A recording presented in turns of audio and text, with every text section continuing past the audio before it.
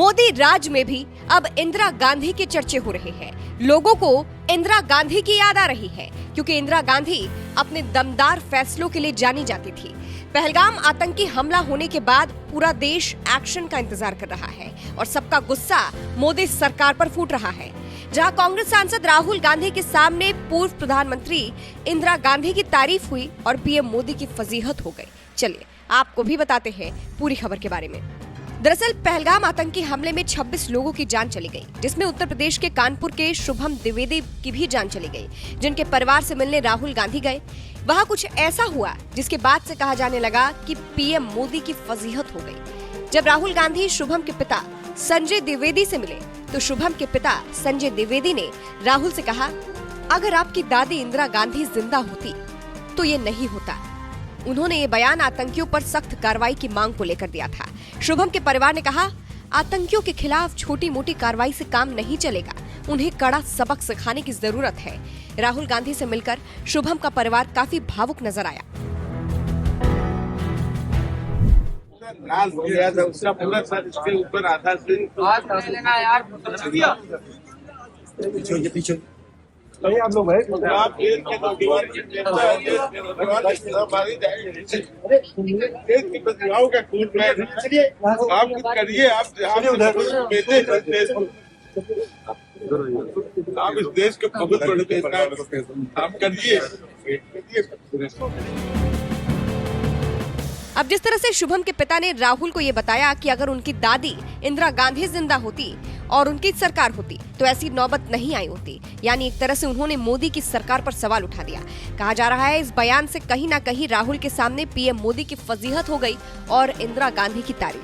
वहीं राहुल गांधी ने शुभम के परिवार वालों के साथ कुछ तस्वीरों को भी पोस्ट किया, जिसमें वो शुभम द्विवेदी की तस्वीर पर पुष्प अर्पित कर श्रद्धांजलि दे रहे हैं। सोशल मीडिया प्लेटफॉर्म एक्स पर राहुल ने लिखा, पहलगाम में हुए कायरतापूर्ण आतंकी हमले में शहीद हुए शुभम द्विवेदी के परिजनों से आज मुलाकात कर उन्हें सांत्वना दी। इस दुखद घड़ी में पूरा देश शोकाकुल परिवारों के साथ खड़ा है। आतंकियों के खिलाफ सख्त और ठोस कार्रवाई होनी चाहिए और पीड़ित परिवारों को न्याय मिलना चाहिए। इसी उद्देश्य से संयुक्त विपक्ष ने सरकार को पूरा समर्थन दिया है और संसद का विशेष सत्र बुलाने की मांग की है। बता दें, राहुल गांधी करीब 40 मिनट तक शुभम के परिवार के साथ रहे। इस दौरान परिजनों ने राहुल से कहा कि आपकी बात पूरा देश सुनता है, कृपया करके आप हमारे बेटे की आवाज उठाएं। वहीं एक वीडियो भी सामने आया जिसमें राहुल शुभम के परिवार से बात कर रहे हैं। अपने लिए मुझे कुछ नहीं चाहिए, मुझे सिर्फ शुभम के लिए शहीद का दर्जा चाहिए और मैं सिर्फ शुभम क्यों 26 जनवरी तक सबको मिलना चाहिए। देश के लिए उसने प्राण गए, रिस्पेक्ट चाहिए, सम्मान चाहिए और वो आप दिला सकते हैं। आप सरकार से कह सकते हैं, माननीय प्रधानमंत्री से प्रधानमंत्री को चिट्ठी लिख दूंगा और कहलवा दे दूंगा कि शहीद का दर्जा देना चाहिए। फिलहाल आपको बता दें, भारत ने पहलगाम आतंकी हमले के बाद कई कठोर कदम उठाए हैं। पाकिस्तान इस वजह से तनाव लेने पर मजबूर है, लेकिन अब लोग कोई बड़ा एक्शन चाहते हैं। आतंकियों पर एक्शन चाहते हैं, जिसको लेकर विपक्ष भी मोदी सरकार से सवाल कर रहा है। वहीं आपको बता दें, कानपुर के कारोबारी शुभम द्विवेदी अपनी नवविवाहित पत्नी ऐसन्या और परिवार संग कश्मीर घूमने गए थे, जहां पहलगाम में आतंकियों के हमले में शुभम की जान चली गई। अंत में आपको सुनाते हैं कि शुभम के परिवार वालों से मिलकर राहुल गांधी ने क्या कुछ कहा था, सुनिए। मैं आज कानपुर गया और वहां पे जो टेररिज्म के विक्टिम थे उनसे मैंने बात की, परिवार से मैंने बात की।